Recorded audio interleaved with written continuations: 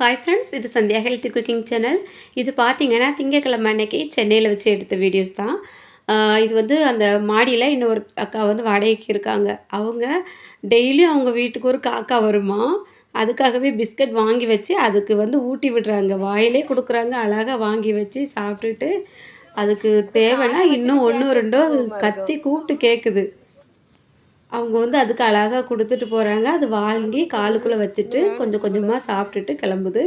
ரொம்பவே நல்ல மனுசங்க எல்லாம் இந்த மாரி இடங்கள்ல இருக்காங்க. பார்க்குறதுக்கு ரொம்பவே சந்தோஷமா இருக்கு.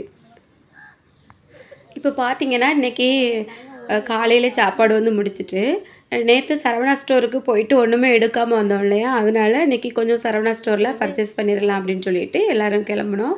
கிளம்பி அங்கே போய் வந்து நாங்க கொஞ்சம் பிஸியா ஒண்ணொண்ணு பொருளா பார்த்தோம். பிள்ளைங்களுக்கு கொஞ்சம் வீட்டுக்கு போடுற மாதிரி ட்ரெஸ்ஸஸ் எல்லாம் பார்த்தோம்.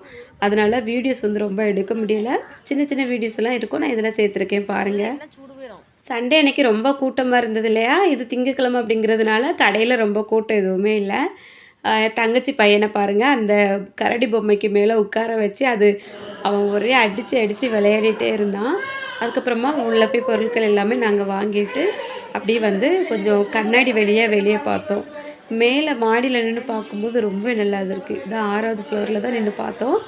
மொத்த சென்னையுமே தெரிகிற மாதிரி இருக்குது. குட்டி பையன் வேறு ரொம்பவே ஹாப்பி. இந்த குட்டி பையனுக்கு அங்கே ஒரு கார் மாதிரி பொம்மை மாதிரி செஞ்சு வச்சுருந்தாங்க. அதில் வந்து காயின்ஸ் போட்டு அது வந்து பாட்டு படிச்சுட்டே அப்படியே ஆடுற மாதிரி இருந்தது. அதில் வந்து உட்கார வச்சு கொஞ்ச நேரம் விளையாடிட்டே இருந்தான். எந்திரிக்கவே மாட்டேன்ட்டான். இதை பாருங்கள், இந்த மாதிரி எடுத்து கையால் திருக்கி திருக்கி விளையாடிட்டே இருந்தான். ரொம்ப கஷ்டப்பட்டு தான் ஒவ்வொரு மாடிக்கும் நாங்கள் வந்து மாறும்போது கூட்டிகிட்டு வந்துட்டுருந்தோம். இப்போ வந்து சாயந்தரம் நாங்கள் சென்னையிலேருந்து கிளம்பிட்டோம். ட்ரெயினுக்கு வந்தாச்சு. ஆனந்து ஆனந்து திரும்பு ஆனந்து எம்மா எம்மா எம்மா எம்மா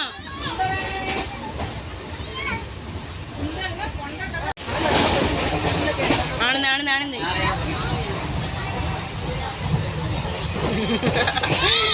ஒழுங்கா தான் போஸ்ட் விடாமல.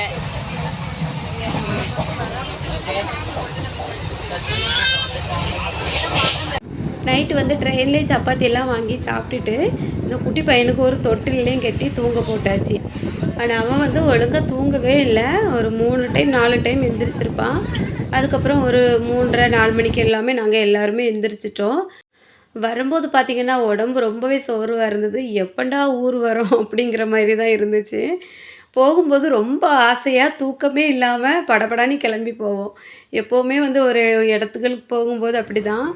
எங்கள் அப்பா வந்து எப்போவுமே சொல்லிகிட்டு இருப்பாங்க, எங்கேயாவது கோவிலுக்கு ஒரு 2 நாள் டூர் போகிறோன்னு வைங்களேன், முதல்ல நம்ம பேகெல்லாம் எடுத்துகிட்டு அப்படியே ஆசையாக கிளம்பி போகும்போது யாராவது எங்கே போகிறீங்க அப்படின்னு கேட்டாக்கி, நாங்கள் கோயிலுக்கு போகிறோம் அப்படின்னு உற்சாகமாக சொல்லுவோம் அப்படின்ட்டு. அதே வரும்போது பார்த்திங்கன்னா, எங்கே போயிட்டு வரீங்க?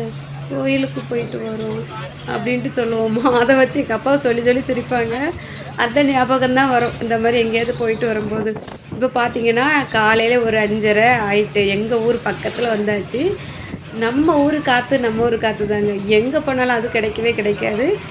சென்னையில் அடிக்கிற வெயிலுக்கும் அங்கங்கே நம்ம லாந்திட்டே இருந்தோம் பாருங்க, உடம்பு சோர்வுக்கும் எப்பண்டா ஊர் வரும், ஊரில் போய் ரெஸ்ட் எடுக்கலாம் அப்படிங்கிற மாதிரி தான் இருந்து.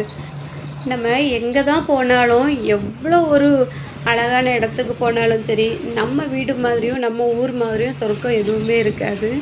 அந்த மாதிரி தான் ஃபீல் ஆச்சு. நீங்கள் இந்த மாதிரி வெளியே எங்கேயாவது போயிட்டு வரும்போது இந்த மாதிரி யோசிச்சிருக்கீங்களா அப்படிங்கிறதையும் கமெண்ட்டில் சொல்லுங்கள். எங்களுக்கு சென்னையோட அனுபவம் வந்து கொஞ்சம் சுமாராகவும் இருந்தது, நல்லாவும் இருந்தது. அந்த மாதிரி தான் எனக்கு தோணிச்சு. மறுபடியும் சென்னைக்கு கிடைக்கிற வாய்ப்பு இருந்தால் பார்க்கலாம் அப்படிங்கிற மாதிரி தான் தோணிகிட்டு இருக்குது. இது வீடியோ வந்து உங்களுக்கு பிடிச்சிருக்கும் அப்படின்னு நினைக்கிறேன். வீடியோ பிடிச்சிருந்தா எப்படி இருந்து அப்படிங்கிறதையும் கமெண்ட்டில் சொல்லுங்கள். மறக்காமல் நம்ம சேனலை சப்ஸ்கிரைப் பண்ணிவிட்டு பக்கத்தில் இருக்க பெல் பட்டனை ஆன் பண்ணிடுங்க.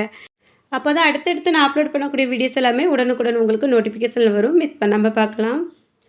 இது வரைக்கும் இந்த வீடியோ பொறுமையாக பார்த்த எல்லாருக்கும் ரொம்ப ரொம்ப நன்றி. வணக்கம்.